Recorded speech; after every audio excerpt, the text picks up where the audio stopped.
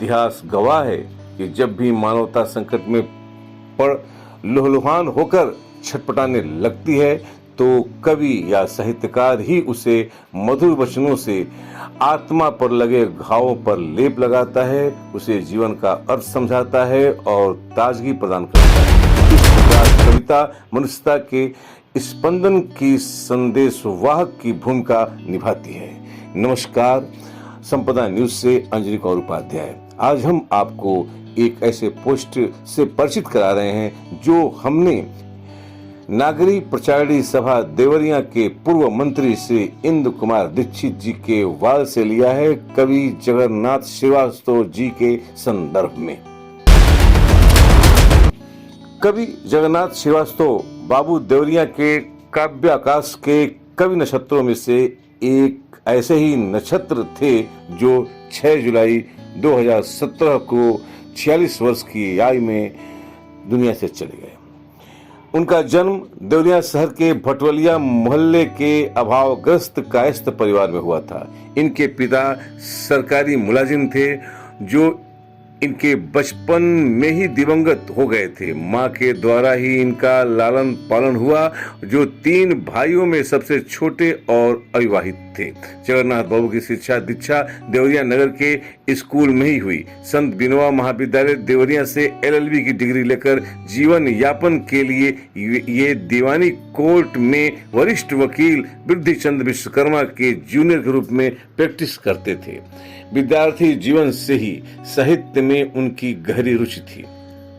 साहित्यिक पुस्तकों के साथ साथ उन दिनों पटरी साहित्य के रूप में बिकने वाले जासूसी उपन्यास, कथा, कहानी तथा शेर व शायरी के तो वे शौकीन पाठक थे। इसी माहौल ने उन्हें कवि और कहानीकार बना दिया। उनकी कविताएं और कहानियां स्थानीय पत्र पत्रिकाओं के अलावा महकता आंचल, खुशबू आदि में छपा करती थी। फिल्मी स्टाइल की रोमांटिक कहानियां लिखना भी उनका एक शगल था।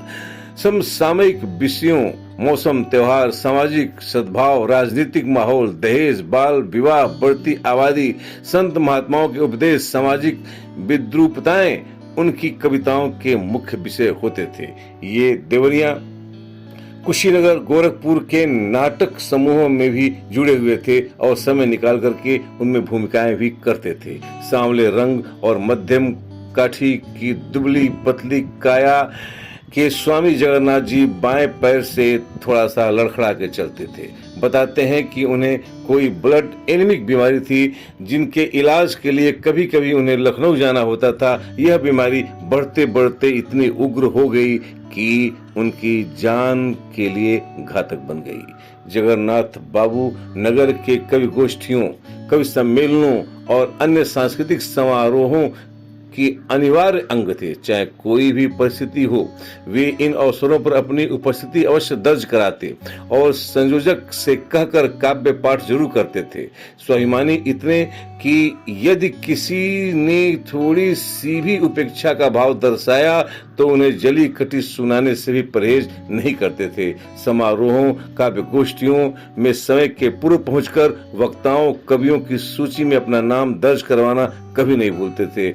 सरोज पांडे के साथ नागरी प्रचारणी सभा देवरिया की मासिक काव्य गोष्ठी से जुड़े, तभी उनकी भेंट इनसे हुई। उन्होंने बताया कि 1989 में वे इनके विद्यालय सेंटर पर देवरिया BRD इंटर कॉलेज से हाई स्कूल की परीक्षा के रूप में परीक्षा दे चुके थे। उस समय ये प्रधानाचार्य थे, इसलिए बाद में भी वे इन्हें गुरुजी कहकर ही संबोधित करते थे। कभी कभी ये इनके आवास पर आते, घंटों चर्चा करते और इस बात पर क्षोभ भी जताते कि दर्जनों पत्र पत्रिकाओं में छपने के बावजूद भी लोग उन्हें कवि के रूप में गंभीरता से नहीं लेते। पत्र पत्रिकाओं को ले जाते, उन्हें पढ़ते और समय से गुरुजी यानी कि इंद्र कुमार दीक्षित जी को लौटा देते। कवियों, साहित्यकारों के बनाऊपन व्यवहार से उन्हें सख्त चिढ़ थी, पर किसी के सामने या मुंह पर कुछ नहीं करते थे। यह जरूर था कि किसी भी गोष्ठी में चाहे कोई संयोजक या संचालक हो, उन्हें नजरअंदाज नहीं कर सकता था। यद्यपि उनकी कोई पुस्तक जानकारी में प्रकाशित नहीं है। फिर भी भोजपुरी हो या हिंदी, उनका लेखन बहुत था। उनकी डायरियों में निश्चित रूप से सुरक्षित होगा। नागरिक प्रचारित सभा, देवरिया, चौपाल आदि संस्थाएं उनके रचनात्मक योगदान के प्रति नामित रहेंगी। इस प्रकार